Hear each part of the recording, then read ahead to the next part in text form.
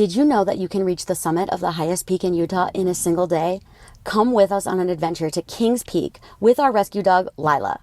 Kings in a day is quite a long day. It's a marathon or more. So we meant to get an early start. We meant to get up at 4 a.m., but we actually hit snooze until 6 a.m. and then started getting ready. We got our precious cargo, Lila dog, loaded up and started the drive to the mountains. This will be my third time on Kings Peak and my second time doing it in a day. Once at the trailhead, we signed in and started making our way up Henry's Fork.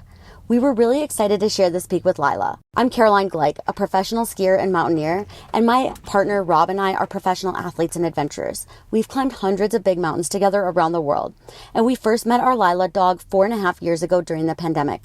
We were just going to foster her, but let's be honest, the dog foster system is one where you're destined for failure, and failure has never been so fun. After 2 weeks of fostering, we needed another week to decide. But after that, it was official. We kept her, we adopted her.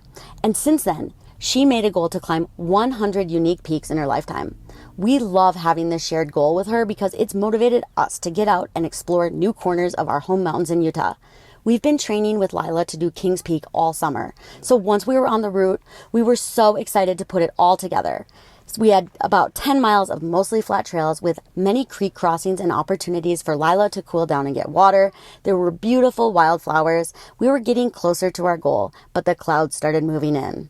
We began the steep climb to the summit, and I took us on a shortcut through some nasty scree and talus. I decided we would not be doing this shortcut on the descent. But we persevered. We kept climbing, keeping a close eye on these clouds that were moving in. And finally, after what felt like forever on the ridge, we made it. The summit of Kings Peak at over 13,500 feet.